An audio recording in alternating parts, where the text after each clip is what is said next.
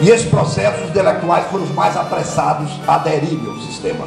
Mesmo aqueles que professavam uma crítica ao capitalismo, uma crítica à situação existente no país e no mundo, mas começaram a aderir aí, já porque já adotavam uma das regras fundamentais, ou preceitos fundamentais do neoliberalismo e do capitalismo como um todo, mas que avança com o neoliberalismo, que se chama o individualismo. Ou aquela coisa de tirar proveito, que é a chamada lei de Gerson, né? Que botaram tirar proveito. Agora é a gandula do Botafogo. Então, neste processo, os universitários passaram a cuidar da sua própria carreira, não a carreira universitária, a carreira pessoal. Existe uma para todos, ou algumas para diferentes pessoas, mas existia, portanto, passou a preocupar a sua carreira profissional. Era cada um por si e o diabo por todos os outros.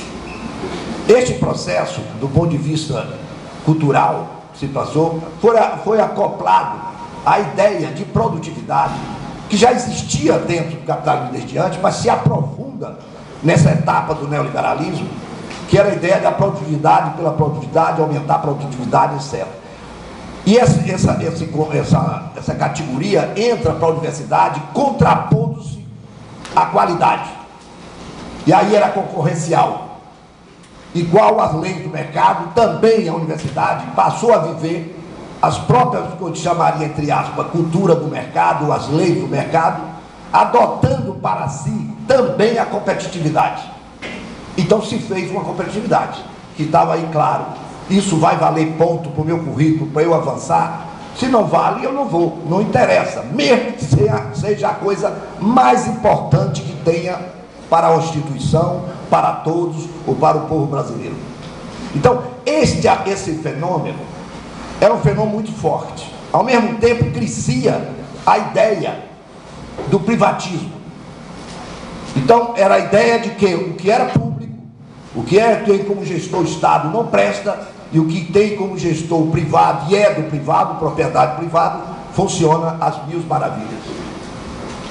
Então, se nós juntarmos esses aspectos, nós vamos ver que começaram a correr por dentro a universidade. E eu tinha lançado, até tempos antes, uma outra tese, de que já em 1992, 91, escrevi também um livro, onde eu já colocava essa questão, de que nós não íamos ter a privatização da universidade nos moldes tradicionais que nós estávamos lidando.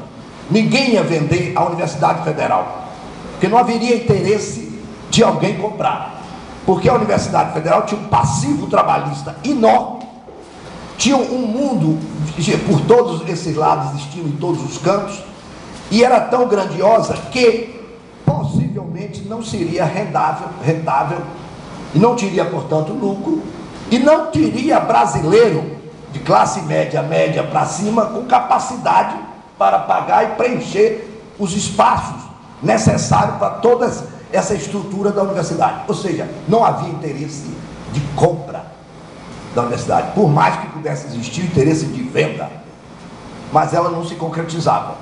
Qual era a ideia, então? A ideia era privatizar por dentro da universidade. E essa foi a lógica que começou a imperar na metade da década de 90, que foi a minha briga, né, grande com o Instituto de Saúde Coletiva, antes de se transformar, que eu fiz psiquiatria, fiz depois pós-graduação em Londres, passei a fazer psiquiatria social e me liguei à medicina social, à saúde pública, etc. E nesse período eu trabalhava na medicina, era emprestada a medicina preventiva, e quando houve a grande discussão sobre a criação desse Instituto de Saúde Coletiva, que eu já fiz a crítica, porque ele era um instituto de uma transformação de um departamento-instituto e não a tentativa de reunir todos que faziam saúde dentro do trabalho de saúde coletiva, como dizia. Ou seja, a saúde coletiva era uma saúde individual, no sentido dos que tinham poder. Eu discordei, acabei saindo por discordância profunda e radical mesmo, rompi com companheiros de vários anos, porque era a ideia de um chamado empresariamento da privatização por dentro. Este processo portanto, entre 93, por aí, 94, escrevi um texto, um livro, lancei uma coletânea, até uma coletânea, com outros autores que escreveram artigos, e lançamos já falando na privatização interna. O que é isso que está na universidade? O interesse que predomina aqui dentro, por conta das políticas que foram setadas, dessas mudanças que foram feitas na própria base da organização da estrutura universitária, como na superestrutura ideológica, política da universidade. O processo que foi encaminhado aí era exatamente de aprofundar essa privatização por dentro, onde o interesse que domina a universidade, como todo, é o interesse privado, ou seja, das organizações privadas que estão fora e dos interesses da maioria que está dentro. Esse era o elemento que eu chamava antes da tragédia universitária. E o caminho era a revolta. Infelizmente, eu fiz uma análise no sentido gramsciano pessimista, por causa da crítica radical, e eu tive o otimismo da vontade, como dizia Gramsci.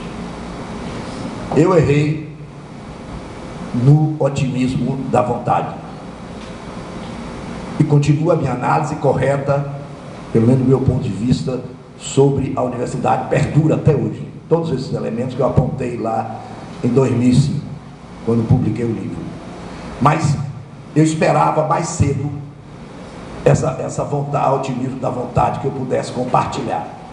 Saí, me afastei depois, um pouco desiludido com a universidade, que eu nunca vi uma entrega tão profunda num lugar que deveria reinar o pensamento crítico, a liberdade, a autonomia, porque nós lutamos, não nós presentes aqui, lutamos anos e anos, no mundo, séculos, para conquistar a autonomia, para conquistar a liberdade, para conquistar uma capacidade crítica cada vez maior sobre a própria universidade, mas sobre o mundo, sobre a realidade, e a capacidade de criar. E isso realmente foi embora, foi comido por tudo isso, neste período. Chico me ligou anteontem, foi?